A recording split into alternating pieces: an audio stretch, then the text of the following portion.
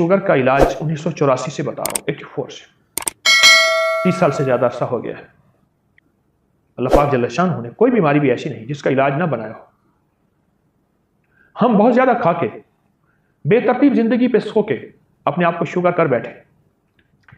एक शख्स मेरे पास कुवैत से आया इलाज के लिए, था पाकिस्तानी, कुवैत में बहुत अरसा रहा, बहुत ज़्यादा दुनिया माल चीज़ें इकट्ठी की, बहुत ज़्यादा मालदार हो गया, अच्छा इंसान, शरीफ आदमी, रिस्क हलाल कमाने वाला, शुगर के मर्ज में मुब्तला।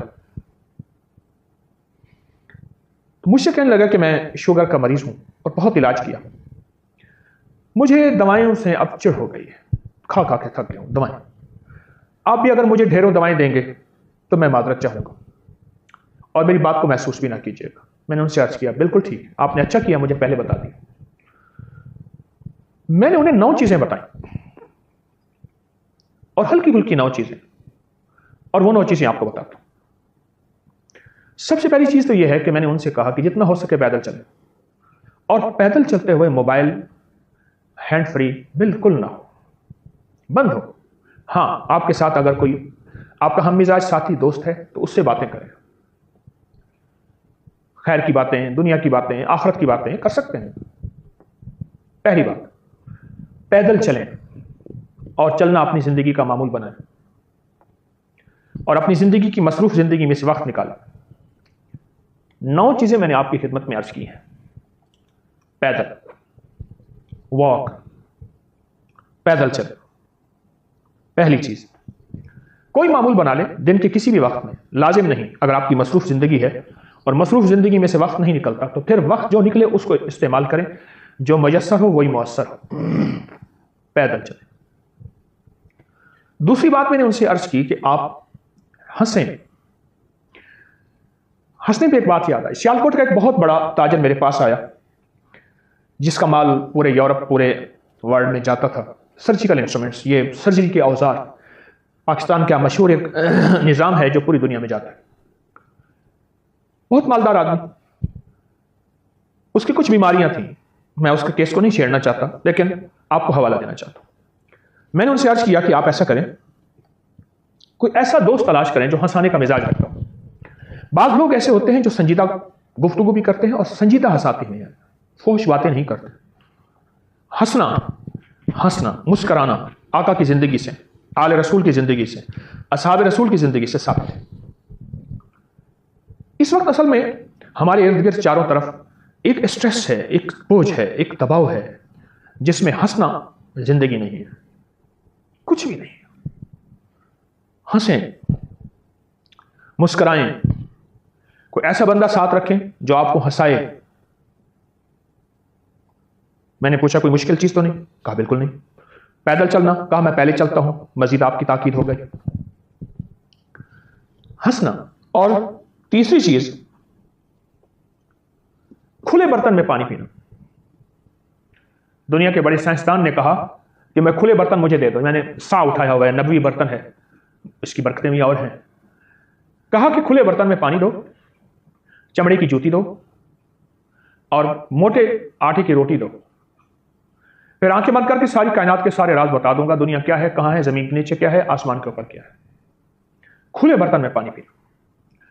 आपने देखा पहले बहुत तंग गिलास आए, अब फिर खुले हो गए। चाय के कप बहुत तंग आए, फिर कुशादा हो गए। खुले बर्तन में पानी पीना।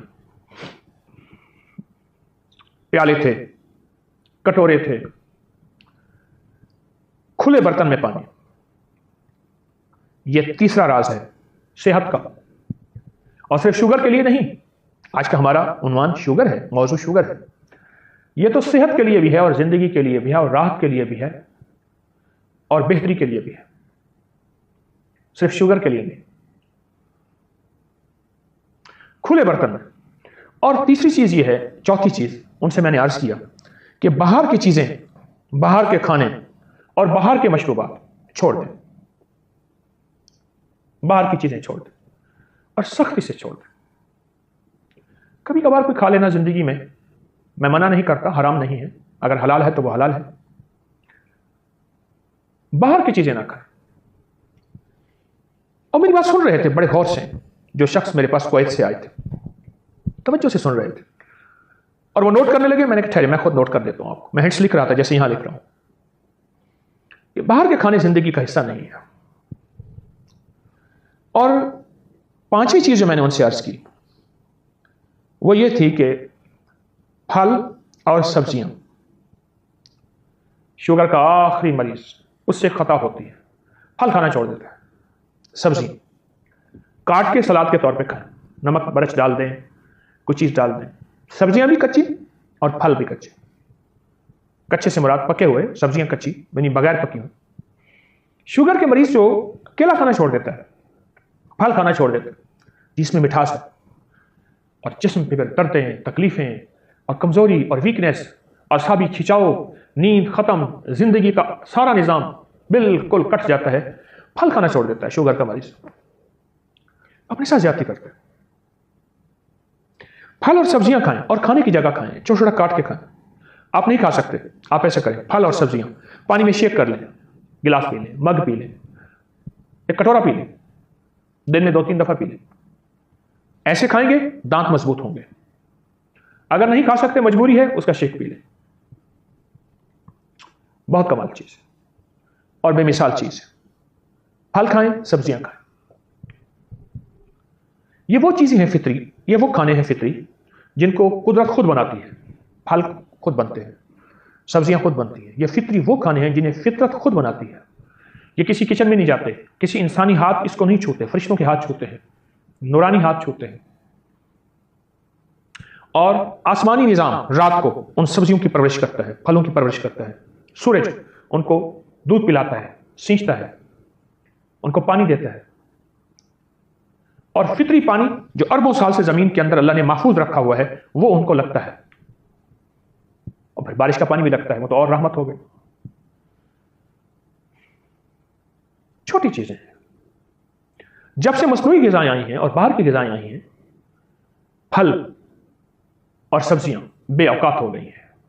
और खास तौर पे खट्टा मीठा सेब, सस्ता सा, जो सबसे ज्यादा फायदेमंद था, उसकी हैसियत खत्म हो गई है।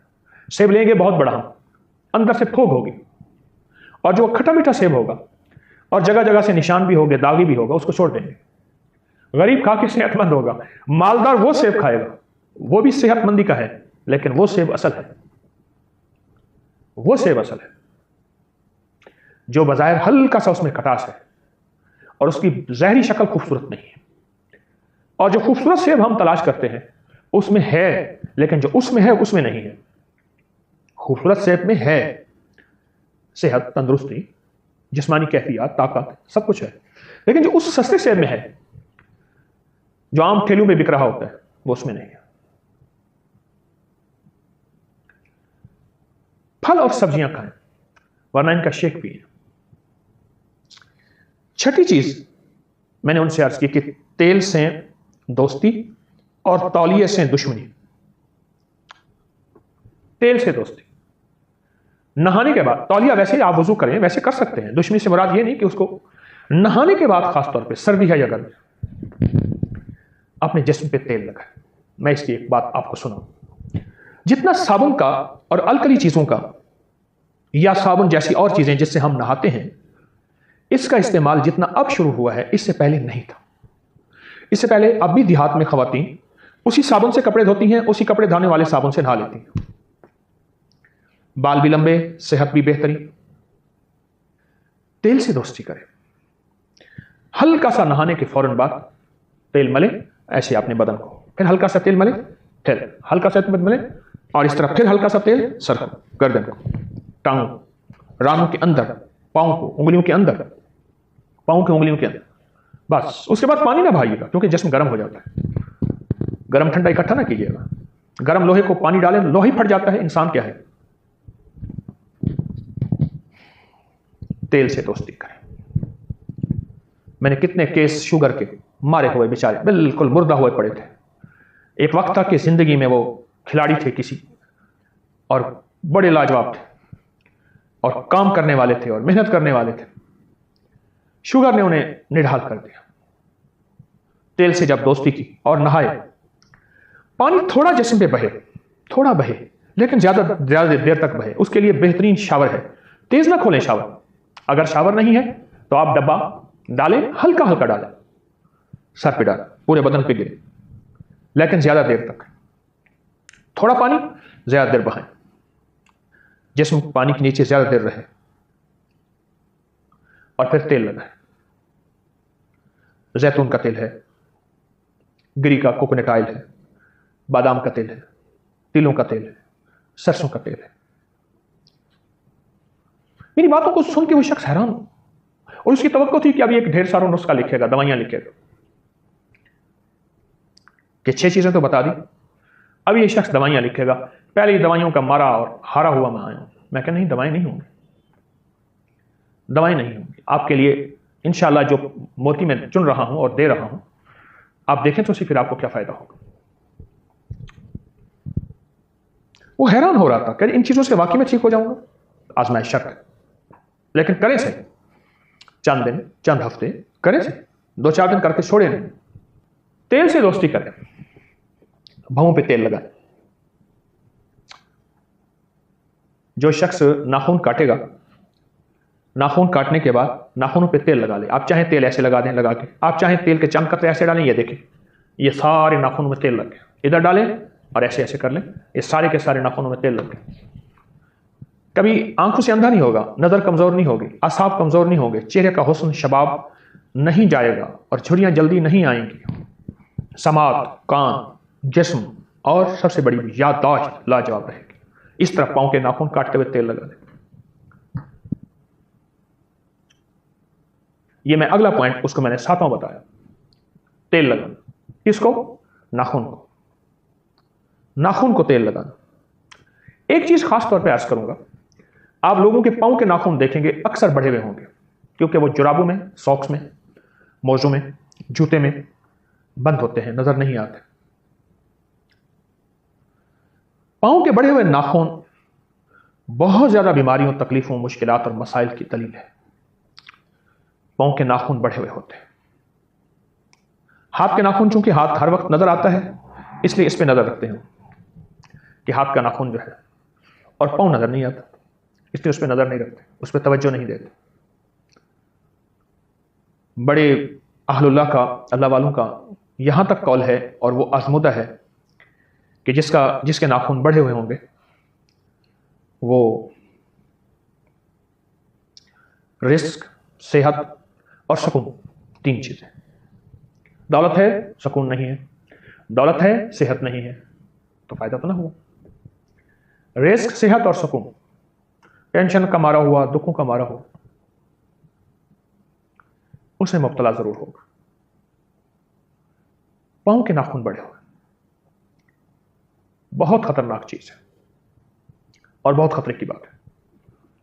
पांव के नाखून बढ़े हुए, पांव के नाखून न बढ़ाएं। पांव के नाखून के नीचे हमेशा, और हाथ के नाखून के नीचे हमेशा, साइंस कहती है हमारे इंटेस्टाइन जो वर्म्स होते हैं, उनके जो अंडे हैं, आंतों के कीड़ों के अंडे हमेशा यहीं जन्म लेते हैं। और हमारी रूहानी दुनिया कहती है शयातीन और खबीस चीजें नाखून के नीचे परवरिश पाती हैं, और फरिश्ते और रूह की दुनिया भवों के नीचे परवरिश पाती है। साइंस अपनी जरासीम की थ्योरी को बयान कर रही कि उनमें एग्स होते हैं, और वो एग्स हमारे खाने के दरमियान हमारे अंदर जा रहे होते हैं, आंतों के कीड़ों के। Thread worm, tape worm, round worm. आंतों के कीड़ों की 3 किस्में हैं, धागे की तरह, टेप वर्म, ये कद्दूदाने, राउंड वर्म, मलहब, बड़े बड़े कीड़े। जो शख्स इसको तेल लगाएगा और पांव के नाखून को काटेगा, और शुगर का मरीज अगर है, तो वो समझ लें कि हर दफा अगर पांव नाखून काट रहा तो अपनी उम्र के साल बढ़ा रहा, और अपनी जिंदगी को नई जवानी, नई सेहत, नई तंदुरुस्ती, नई राहत दे रहा। पांव के नाखून पे अपनी तवज्जो बढ़ा लें, बेशुमार मरीजों, मर्जों, बीमारियों, तकलीफों से आप बच जाएंगे। मैं आपको सच कह रहा हूं। पांव के नाखून पे अपनी तवज्जो बढ़ाइए और पांव के नाखून पे तेल लगाएं। ये तेल, हमारी जो छठा पॉइंट था, नुक्ता था, वो जिस्म पे तेल, उसके बाद तौलिया नहीं। 7वां जो नुक्ता है, हाथ और पांव के नाखून पे तेल। और जो 8वां मोती दे रहा हूं, वो है सोते हुए पांव की पिंडलियां और पांव पे तेल। इसको ना भूलें। हमने एक पोस्ट डाली थी कि पांव पे और पिंडलियों पे तेल लगाने की। करोड़ों लोगों ने उससे फैज़ हासिल किया, इस्तिफादा हासिल किया, और इतना ज़्यादा कि कोई कहते हैं मेरी नींद बेहतर हो गई, कोई कहते हैं मेरा शुगर खत्म हो गया, कोई कहते हैं मेरी ईंठन दर्दें खत्म हो गई, किसी ने कहा मेरा हाफजा तेज़ हो गया, किसी ने कहा मेरी नज़र तेज़ हो गई, किसी ने कहा जो सारा दिन थका बुझा बुझा रहता था वो ठीक हुआ, किसी ने कहा कि मुझे थोड़े वक्त में मेरी नींद ज़्यादा बेहतर हुई और थकान नहीं होती थी। पता नहीं कितने बेशुमार लोगों ने अपने मुशाहिदात, अपने तजर्बात बयान किए, कि इतना ज़्यादा कि हम उसको अपने सोशल मीडिया के सफ़हात से चुन न सके। इतना ज़्यादा। पहले जो बुजुर्ग थे, बूढ़े थे और बड़े थे, वो 3 चीज़ों को तेल पिलाते थे। एक जूती को, एक अपने डंडे को, और एक अपने बदन को। मुझे याद है कि किसी की बोतल अगर तेल की टूट गई या किसी का तेल डब्बे से गिर गया और ज़मीन पे पड़ा हुआ है, मैंने कई दफ़ा बूढ़े देखे वहीं बैठ गए, इधर उधर से कोई रोई तलाश की, कुछ नहीं हुआ था, हाथ से जूती को मलना शुरू कर दिया और जूती को तेल पिलाया, पूरा ज़मीन पे गिरा हुआ तेल जूती को पिला दिया, और बाकी अच्छी तरह हाथ से मल लिया, हाथ झाड़ लिए, मिट्टी भी चली गई। मैंने एक जूती रखी है, मैं अक्सर इस्तेमाल करता हूं। उसको मैं हर महीने 15 दिन के बाद उसको तेल पिलाता हूं। चमड़े की जूती है, ऊपर भी चमड़ा है, नीचे भी चमड़ा है। तेल पिलाता हूं, वो एडजस्ट कर लेता है। यकीन जानिए, मैं चलता हूं सारा दिन, भाग दौड़, जिम्मेदारियां मेरी, ऐसी राहत मिलती है, थकान नहीं होती। यानी पांव के नीचे एक मुआलिज है जो मेरा इलाज कर रहा, और पांव के नीचे दिमाग तक सेहत का निजाम है। जब किसी शख्स को अजियत देनी होती है बाज सिक्योरिटी के महकमे, तो उसके पांव के तलवे पे मारते हैं, और पांव के साथ जो एड़ी के साथ हिस्सा है उससे मारते हैं। बहुत तकलीफ होती है। पांव के तलवे को राहत पहुंचाए तेल के जरिए, मालिश के जरिए। शुगर का इलाज आप खुद ब खुद करते जा रहे हैं और आप सेहतमंद होते जा रहे हैं। मैंने अब तक कोई दवाई नहीं बताई, न मैंने अपनी अब तक कोई दवाई बेची है आपको। हाँ, अब एक टोटका बताने लगा हूं, और ये किया शुगर और वो गया शुगर।